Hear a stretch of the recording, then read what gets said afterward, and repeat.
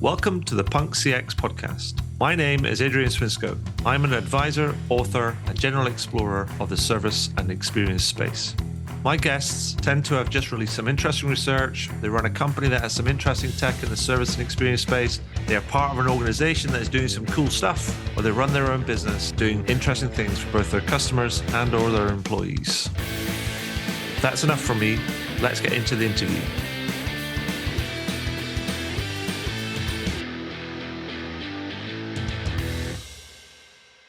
So welcome to the next edition of the Punk CX podcast. With me today, I have Tua Martin Berg of Capturi. Hi, Tua. How are you doing? Doing really well, thank you. How about you? Yeah, very well, very well. I woke up this morning and it was a slight frost on the ground, and then it looked kind of grey and dank and kind of cold and things. And then I thought, well, I'm living in Edinburgh, and so what's not to like apart from it's kind of grey, and there's a castle in the middle of the city. So hey, everything's good. Pretty nice. I woke up to white fields. That was nice. Well, we were just kind of comparing notes before, and I was a bit like, yeah, I'd take your white fields to the kind of the grey stuff. Now you're the CEO and part of the founding team at Capturi, but to help people understand kind of who you are and what you do, can you give us a bit of a background sketch on yourself? Yes.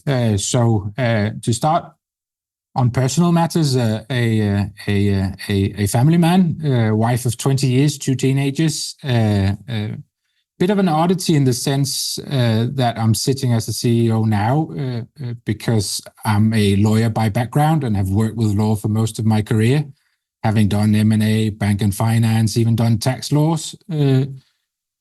Lived abroad for many years, extension in Dubai for 6 years, lived in Sweden, New Zealand. So been around, done a lot, and always in the context of providing law advice.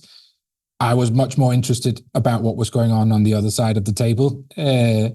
Good head on my shoulder, great business acumen, and understanding those business reasons for doing things and why they came to me for advice was much more interesting to me. So when I had the opportunity to jump ship and start up Capturi, I did just that. Fantastic. So, but tell me about Capturi and kind of where you guys are kind of at, because we'll get into some of the kind of the things that you actually kind of do, but give us a headline. What's Capturi all about? Well, yeah, big overview. Danish traditional SaaS subscription-based platform business. 44 people now. Revenue just above 3 million euros. Our third year of commercial traction. Mm-hmm.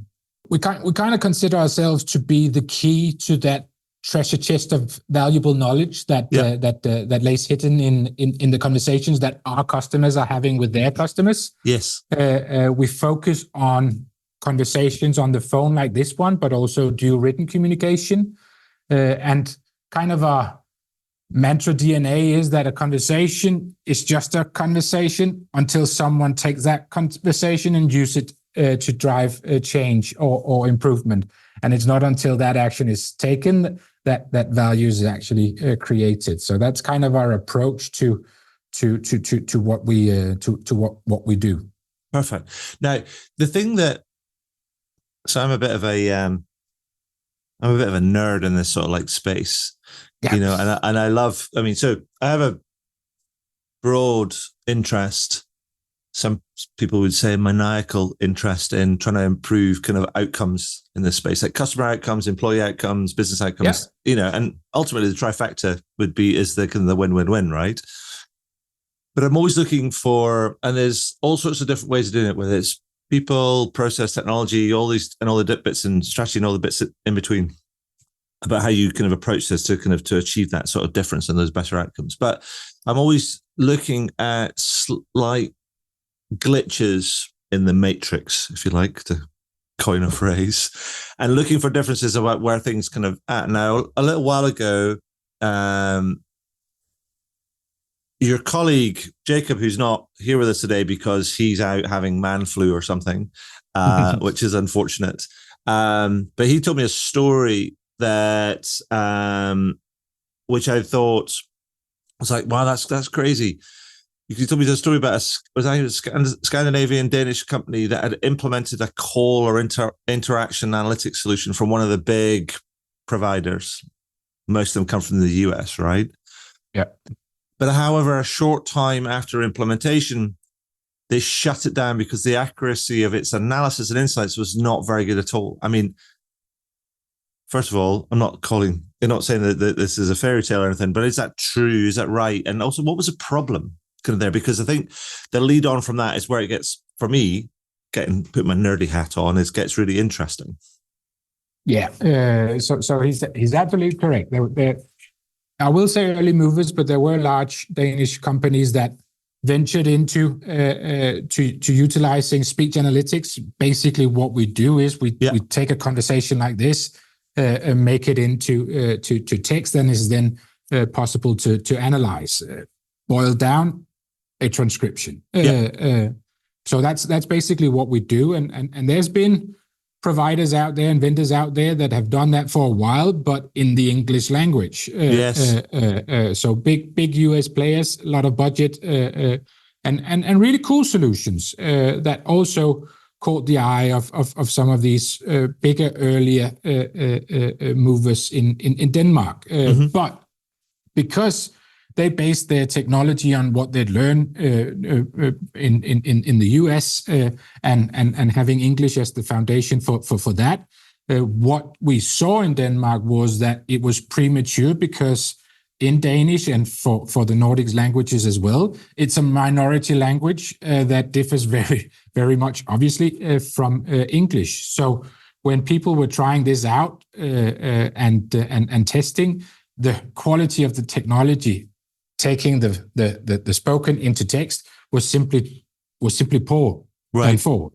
So obviously that comes with complications in terms of how to utilize if what being said isn't reflected in what is being textualized. And is that? I mean, it's just because it loses some of the linguistic differences, because I guess some of the languages have come from some different linguistic bases, as it were, and therefore the assumptions going into the models that are doing the translation are sort of slightly different. And I guess that's one thing. And then the other thing, I guess, was going to be, you're going to miss some of the cultural sort of nuances and references, the kind of way that people talk about things. So like how we might talk about things in Scotland will be different to how you might talk about things in Denmark, because you'll have different sort of colloquial terms for things, and you've got to understand that sort of that mix. Completely right, Adrian. Both in terms of just the semantics of things and the language itself. I think the biggest problem is available training material. Right. There basically isn't any when it comes to the Nordics.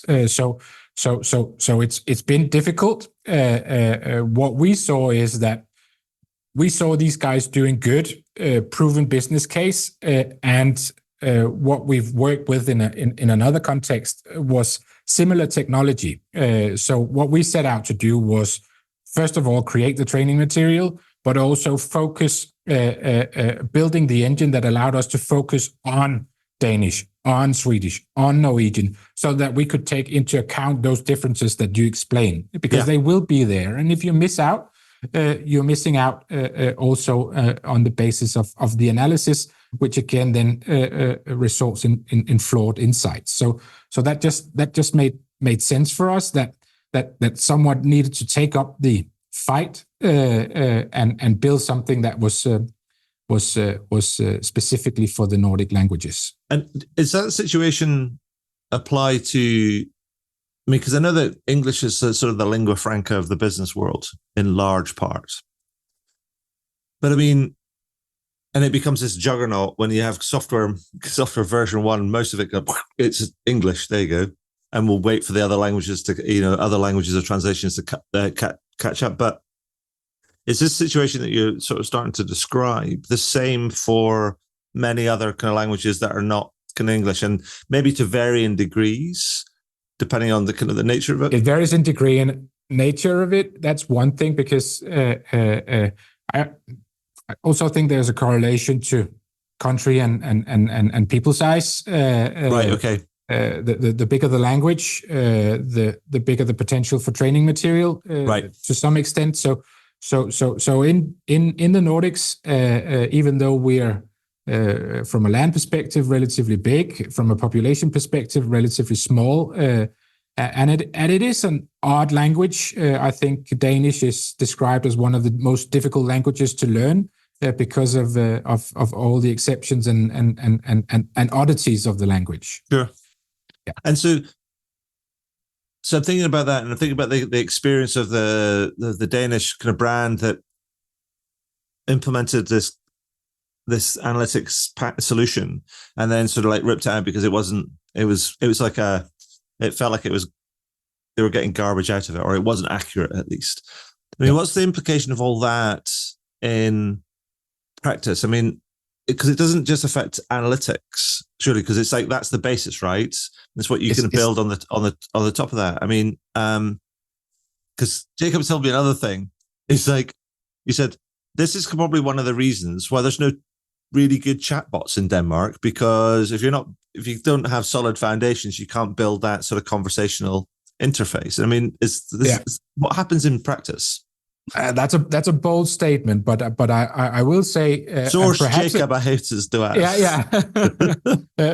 But no, I will say there's an element of truth, but I think the reasoning is more that chatbot technology has been rule-based up until now. Right.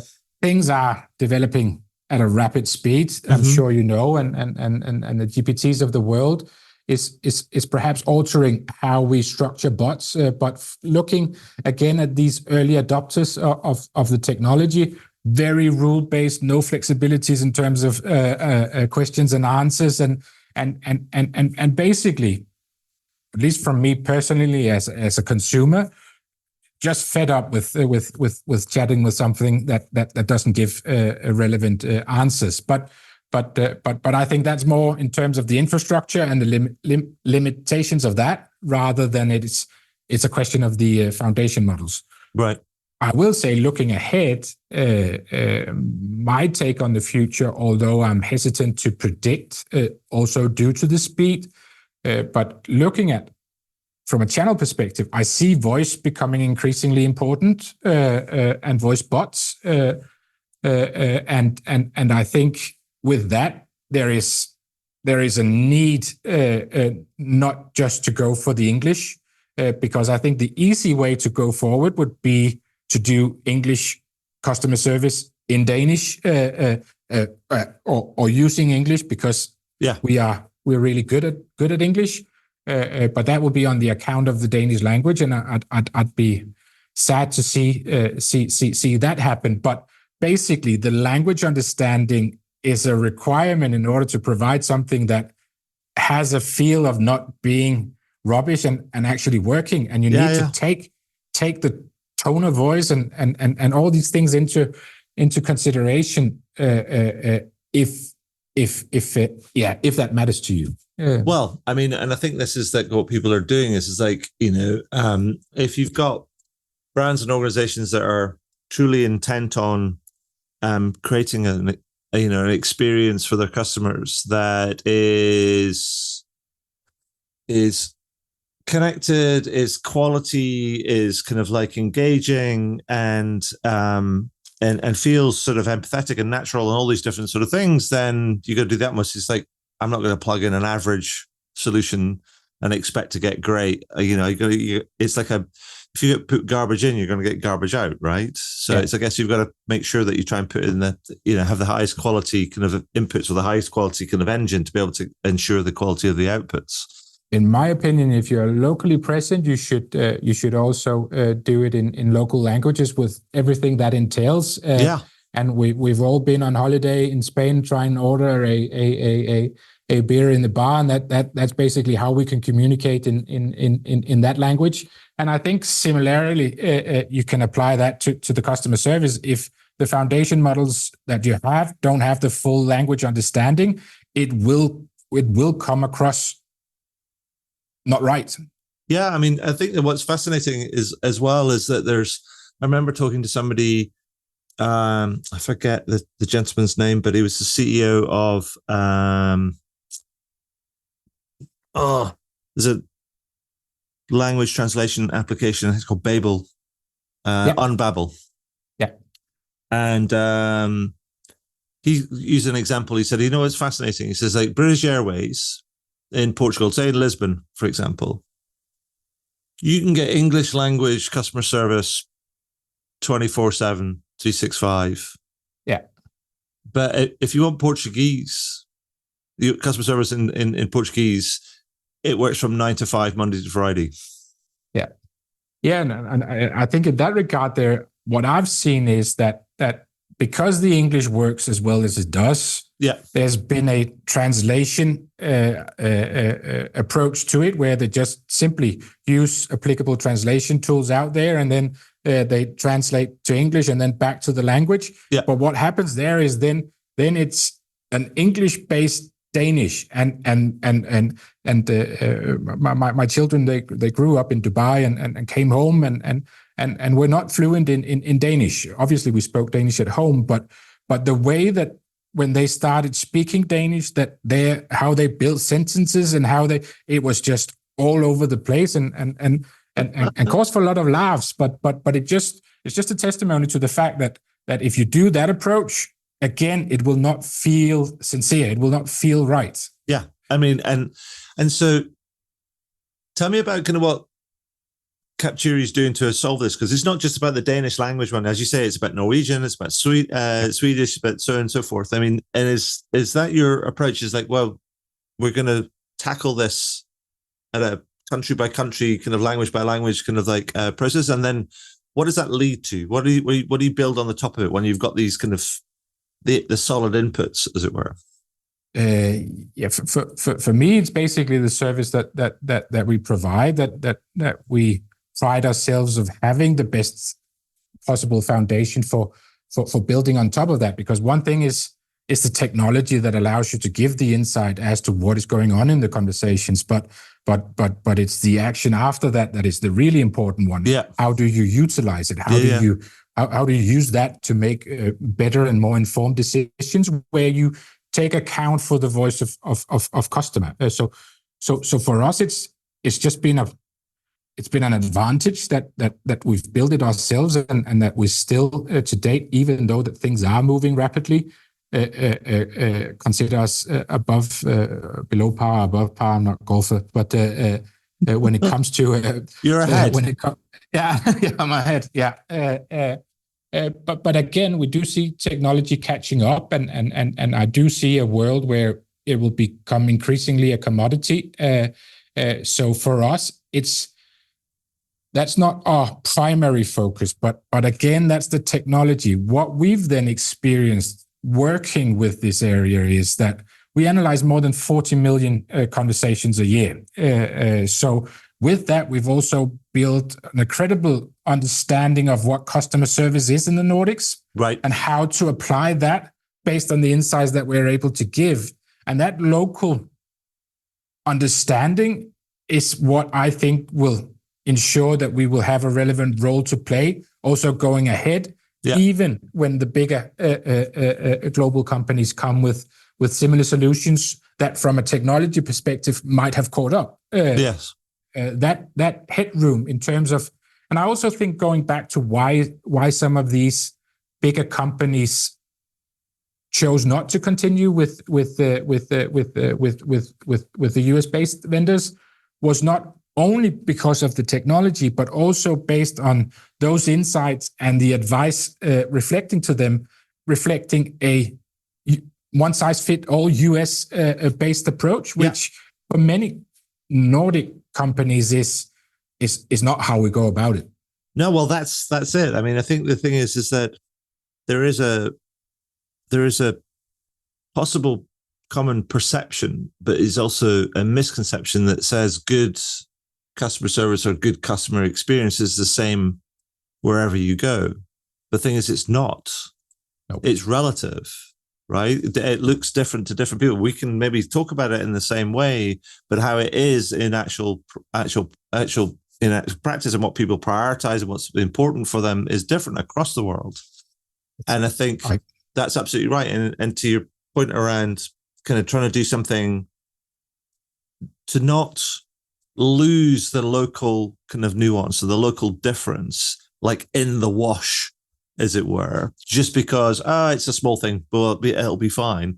You're like going, no, because those things are like things can matter, and actually those little differences can be all that can make have a very big impact, because people just like notice it. It's sort of like, that feels a little bit, as you say, it's a bit like English Danish. Yeah. I mean, I understand what you're saying, but it's like, that's just not right. Yeah. But because I also kind of think this is what I find fascinating about it. I get there's an arc of an evolution in the technology and how the technology might kind of catch up and sort of eliminate a lot of this. And I'm like, well, maybe. But like you say, there's also about training data and understand that. And if I think about, you're in the Nordics, but there's Europe as a whole, as almost like this continent massive of countries. And it's like, and even just hit the EU, and the EU is 27 different countries, and 500 million people, which is bigger than the US, and probably more than 27 different languages. But let's call it 27 official languages. So that's a lot to go at. Yeah. And a lot of nuance and a lot of difference. I mean, I've talked to people about on the podcast before about the differences that exist between kind of markets and what good looks like, and how I remember talking to somebody that years ago at Zalando, and they were doing online kind of retail, and they were running their service operations out of Berlin, and they realized that the Swiss, generally speaking, and I say that in air quotes, get up an hour earlier than the Germans. And so they were like going, if we want to provide better service, then we need to bring our Swiss team in and have them open the shop kind of like an hour before the German team, because we need to be there to service the Swiss market. And you're like going, well, that's sort of, it can feel like an insignificant thing, but those are the sort of things that you learn when you kind of, you can start understanding the kind of, not just the linguistic differences, but also some of the cultural differences that exist across kind of markets. Yeah. You don't get that one size kind of like fits all. But within all of that, because the markets are smaller, the languages have a smaller spoken base. It's not taking a language specific approach, not slower, a lot more effort and more expensive. The truthful answer is yes. Okay. But in my opinion, to the extent that you venture out on this, there is an implied interest in what the customer thinks and the customer experience. And if that matters to you, you should, in my opinion, do your utmost in terms of ensuring that the feel and approach is respective of that local difference. Yeah, no, well, I think it's a great answer. I also can like says if you're always looking for the if you're always looking for the cheapest price but expecting the best quality, you're slightly deluded. There's a ton of them out there, and luckily, as you also describe, as I see it, the market is quite big, but both due to the, let's call it the AI hype, but also in general in terms of a lot of customer-centric strategies being launched. It's just a good place to start by listening into what actually goes on in those conversations that you're having, and how to structure that knowledge and get it channeled out to relevant stakeholders that then can take that into account when making decisions. Yeah, absolutely.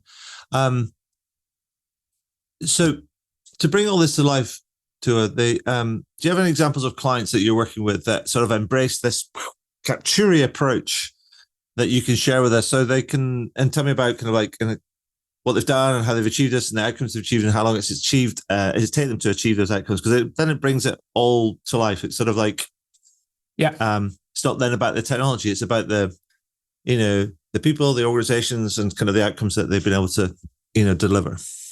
there's no doubt that how we see our customer relationships is a partnership where because it is new to them, and in all honesty, customer service as a department within an organization has not been accustomed to working with data like this. So definitely then there's a helping hand from our side in terms of starting that journey. But for us, even though that we consider ourselves a tech company, it's more important that tech also results in value at the customer. And I think to get specific in that regard, one of our I call it our unicorn customer, in the sense that from a size perspective, they're so big that they should be all about red tape and decision fatigue, but very open-minded, very open about that voice of customer matters, and that they want to apply it in how they make decisions. So yeah, unicorn customer. Our approach saying that within 6 weeks, we need to be able to prove that insights also results in value. So with them, we work together using the platform to look at their call tagging, a manual process before we came on board, where they manually noted down what the conversation was about. That was the customer agent doing that, and quite often it was a roll down, drop down menu, and what the company saw that data was very flawed. One thing was that number one topic on that drop down menu was what the customers phoned most in about. So we worked with that customer in automating the call tagging based on our analysis of the conversation, so that we had the main topic, but also subtopics, because dividing on a manual basis is top of mind, most important. The nuances of and granularity and not reflected. And we did that within those 6 weeks, and ultimately that resulted in a cost saving of, I think it was around 250,000 euros a year, just by doing that in saved time.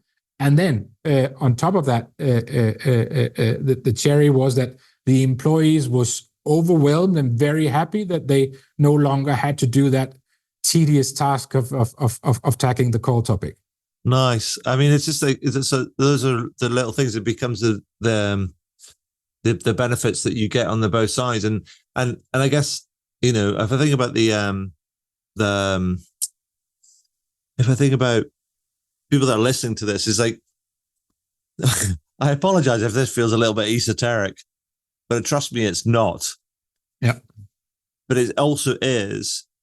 But it matters, because these differences kind of matter. And if you want to think about your servicing experience, and you work across markets, or you work in a sort of a global kind of like role, and people are doing kind of different things, then there's an idea that I love about some of this sort of about kind of performance improvement, and it originally comes from the British cycling team, and it's from a guy called kind of Dave Brailsford, and he talks about looking for the 1%, the improvements. And he has this idea: if you look for 1% improvement in lots of different kind of areas, then it all adds up to large improvements. And he talks about this aggregation of a series of marginal gains. Yeah, and I think what you guys are doing, and the approach, not just the kind of the tech that you're building on the top of it, in terms of not just the analytics, but the conversational layer, and how that can plug into different sort of like kind of channels, and have, you know, there's different kind of use cases, because that's brilliant. But that sort of like improving the inputs, and the, you know, the value and the accuracy of the analysis, and all these different things, and how it kind of like plays through for there's an impact potentially kind of on agents in terms of kind of RAP, and, you know, the time they spend in RAP, and also the accuracy and all these different things. These are all 1%. Yeah. Right. And it all adds up.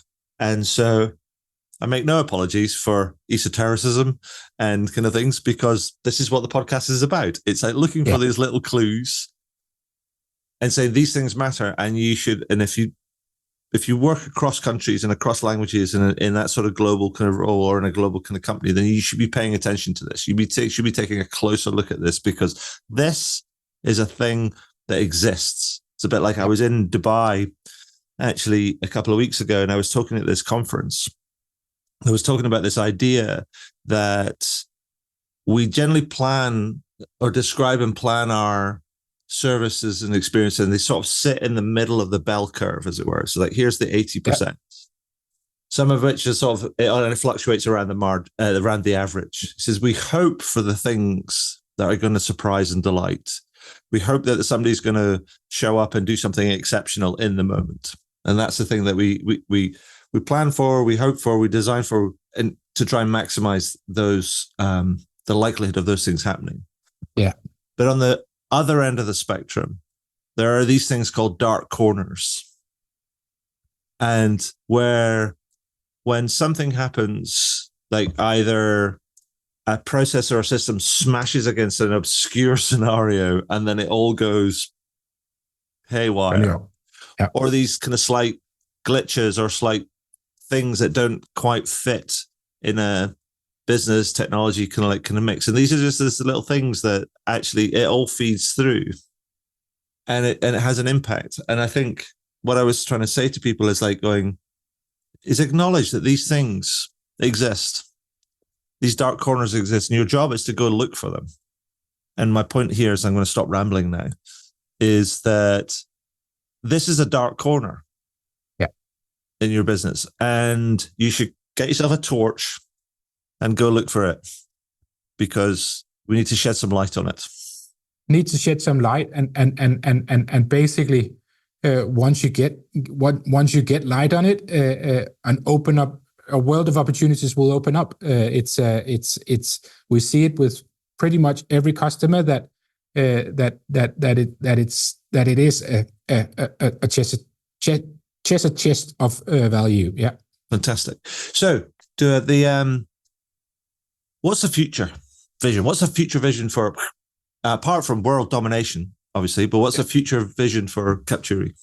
Well, world domination, it's contradicting, right? Because I think one of our advantages is that local understanding, and even though we grow with customers, also existing customers outside of the Nordics, and build on languages, it will be important for me that we stay relevant or stay true to that DNA, because it is so closely linked to the output, and the perception that we know what it is about. So for me, that's really important. But with technology developments, with AI hype, also back end of the AI hype, there's a element of reality, at least from the tech departments, in terms of what is possible and what isn't possible. But on board levels, what we're seeing is that AI is out there. It's being discussed. You're being required to have an opinion, and build it into your strategy. And one of the areas that is the most suited for this is customer service, based on all the clever heads of the McKinseys and BCGs of the world. So boards need to take that into account and set a direction for the companies. We're already beginning to see that dripping down into the departments themselves, and usually it is from an automation bot perspective. We need to do more efficiently, but same quality. Luckily, the latter part is still there, and I think we will focus on not necessarily going that way, but what we are out there preaching right now is, don't jump the gun. Do a data-driven approach. Yeah. Start with your conversation, understanding the conversations that you already have. Get an understanding of those similar questions, and even more importantly, similar answers. And based on that, identify what is actual relevant automation potential, and then build on that. And I think for us, a good place to start is building a dynamic knowledge base. Right. So by a dynamic knowledge base, I mean, not what is already in guidelines and manuals and what have you, but capturing that on the ground knowledge from your existing employees, because there is a lot of knowledge tied up in those, and building a knowledge around the answers that is evolving as conversations evolve and as time develops, so that you have that reflected in your knowledge base, and then pairing that. Sorry, I've got a toad in my throat. Do you say that in English? Frog. A frog in your throat. No, but utilizing the potential for this and identifying these opportunities, and for us again, because there's reservation both from company and customer perspective in terms of bots. We've all tried the bad ones. We don't want it. So don't launch anything until you're absolutely certain that it works. Mm-hmm. And with that knowledge base, you'll get an understanding of what will work, because you can decide. I don't advocate making those solution customer facing first. Make them employee facing first. Let them validate what is right and wrong. Let them validate if it could work. And once you have that validation, then you can release to customers. So hold your horses, be clever about it, go into data, and make informed decisions. Well, I think that's fair. I think there's two important points in there for me. Is that one is that you can't do anything unless you've got decent data. Yeah. Because whatever type of flavor of AI that you're looking for, everything's built on data, and the quality of the data drives everything, as well as the kind of obviously the nature of the models and stuff. And then the second thing, but Adrian, just to stop you, also going into that, when you go into the actual conversations, you'll also be able to take account of the language, the tone of voice of customers. You'll be able to build that into it as well. It's for me, it's just the way to go. Oh no, it's not just the kind of the actual kind of the actual data within the data, as it were. Well, the actual kind of hard data within the data of information, but it's also kind of the nuance and, as you say, the tone and all these different sort of things. There's all those different sort of layers. And then the other thing I was going to say that was an important point. So it's like, start with the data, make sure your data is kind of like solid and clean and useful, and then you apply the right sort of technology to be able to understand that. But the second thing is you've got real-time sort of QA going, that human in the loop going with your kind of agents. So your agents and your whole internal thing becomes your test environment. Yeah. And I think that's, because there are, as you say, reservations and risks around the technology. And many of them are very real.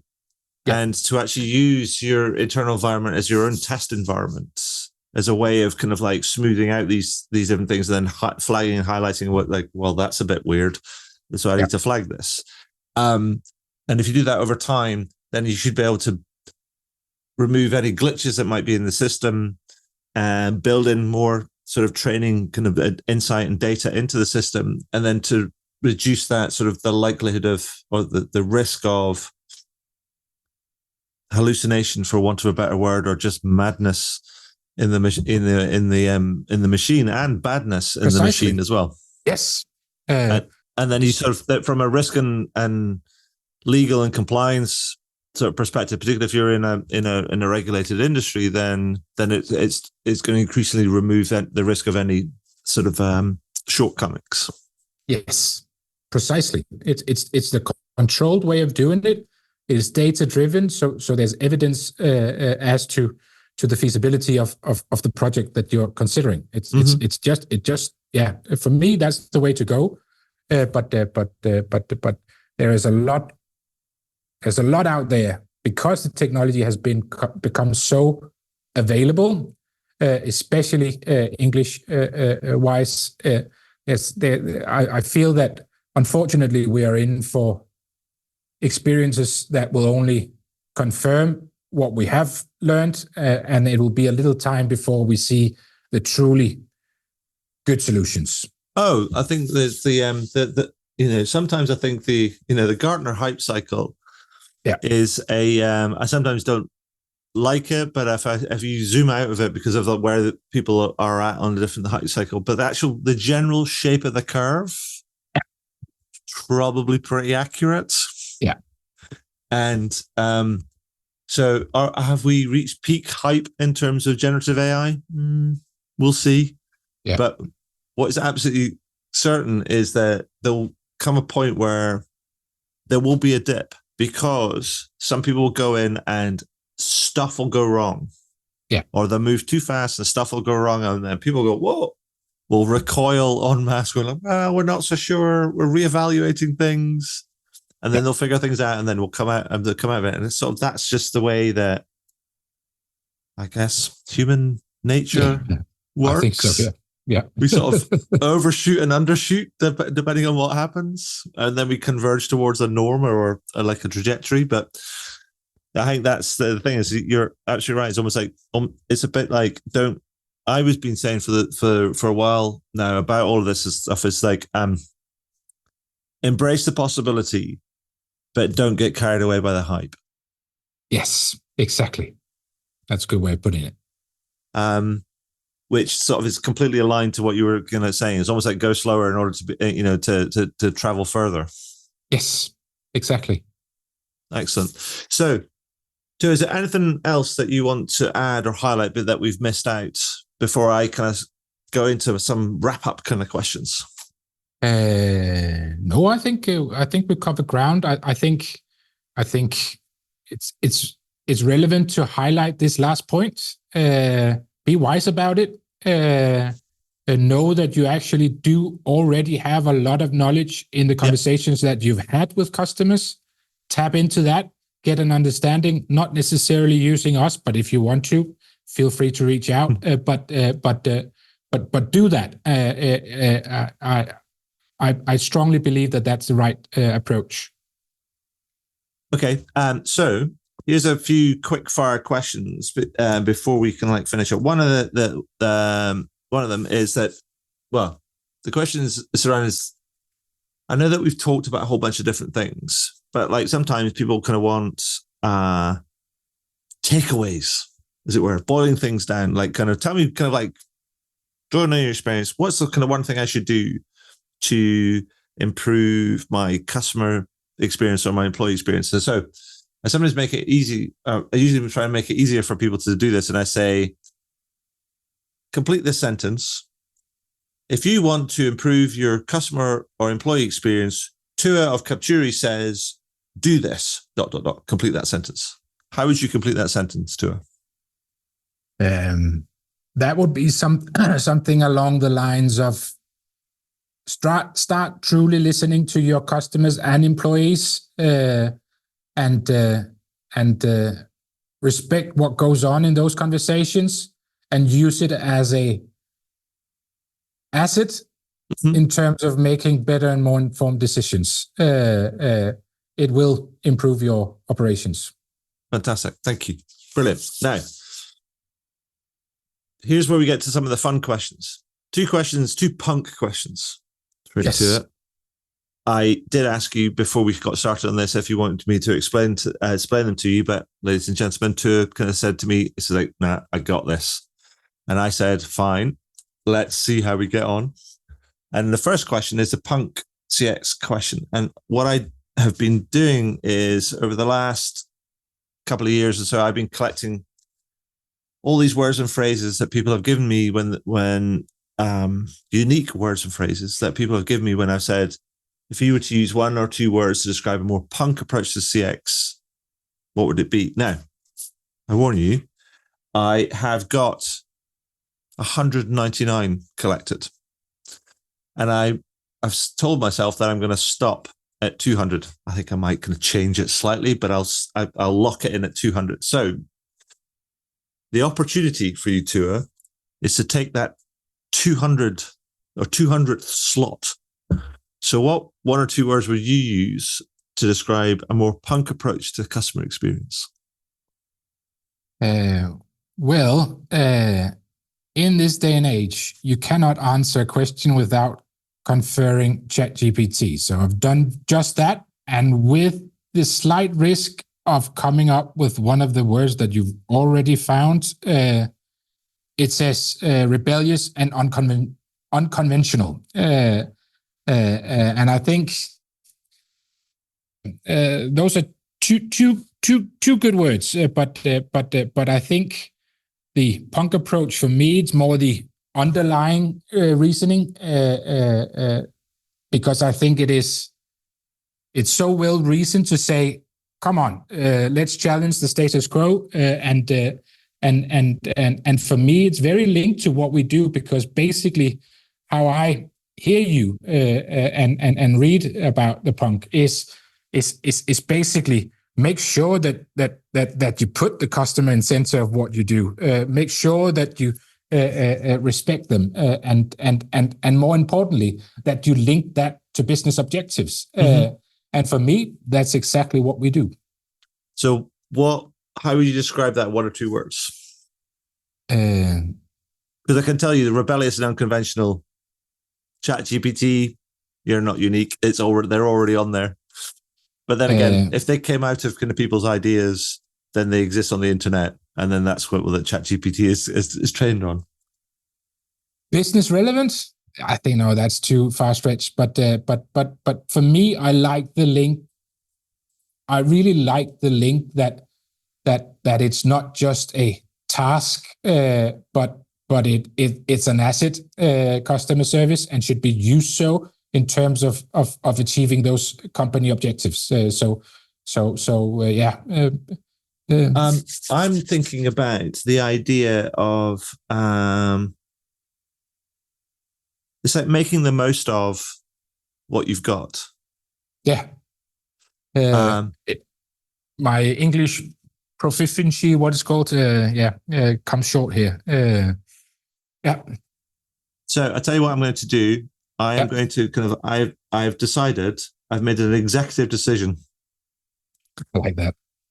I have come up with MTMOWYAG, which is MWYAG, which means an abbreviation. Yes, I like it. Which is make the most of what you've already got. I really like it, Adrian. So, drop the mic. Mic drop. Mic drop. Done that. Finish up with that. So, 2 more questions, quick questions to go. Next one is the Punk XL one. It's like the idea is Punk XL is an extension of Punk CX, where XL stands for experience leadership, because it became increasingly clear to me that it's no longer sufficient to talk about just customer experience in isolation. And actually, we need to think about it as more of a connected experience, as a multi-dimensional thing. And yet, it was also more curious to me that, we talk about market leadership, we talk about technological leadership, we talk about brand leadership, we talk about financial leadership, we talk about all these different types of leadership in terms of companies. And yet, we don't talk about experience leadership, which is odd, given that that's apparently the dimension on which we're competing. Yeah. Go figure. So that's what the Punk XL book was about. It's trying to talk about that, look at it, and just try and start that conversation. So if I was to say to you, what company or brand do you think is an experienced leader? Like, who's got it all knitted together? Who's leading the pack? That's a difficult question. It's okay to say nobody as well, by the way. And in all honesty, I tend towards that, because I do think that that the light has only just been seen in regards to actually considering customer service and customer experience as an asset. So I think there's, at least from a Nordic perspective, a way to go. But what I experienced during this Black Friday that we've unfortunately adopted in the Nordic as well. Yeah, we have to. I just try and stay a country mile away from it. It's no, but the missus wanted a dishwasher, so I went all in, and being a lawyer and And doing my research, I basically got it down to the machine that would fit our purpose. And then I bought it at a customer of ours, online retailer of appliances. And all easy and just done. And then I was the following day phoned up by them saying, look, thank you for your order. Would you like to hear some alternative offers to the one that you've picked? And I was like, why? Yeah, okay. And then he came up with other machines, which I knew to be better based on my research, but at the same price. And I was like, definitely want to do that, but why? And he was like, this is a win-win. For logistic reasons, this makes better sense for us, so we'd be willing to do this. And that kind of proactive approach, taking business considerations into the mix, I thought that was next level. Nice. Can you name them? They're called Wide Away. Wide Away. Perfect.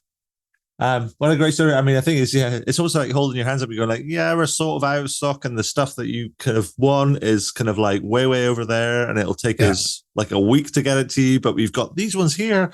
They're better, and it's like, we'll kind of sort of on balance, we'll save the money. You can have it tomorrow.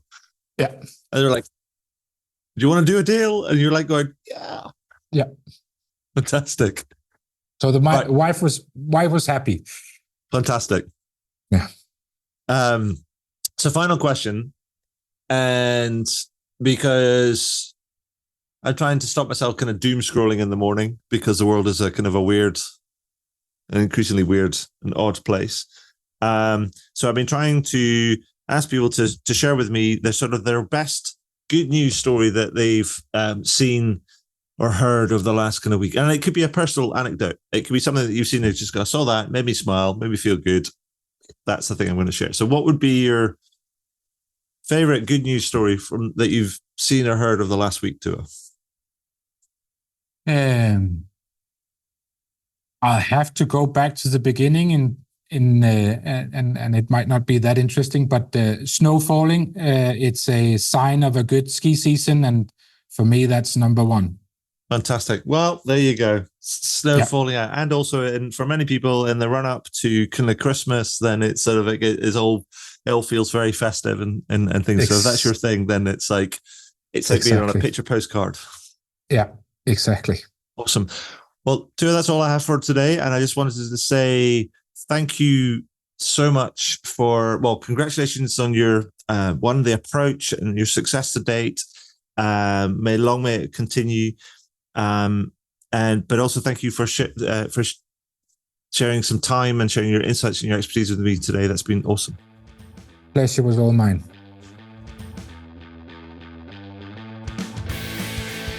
Wow, what a great interview.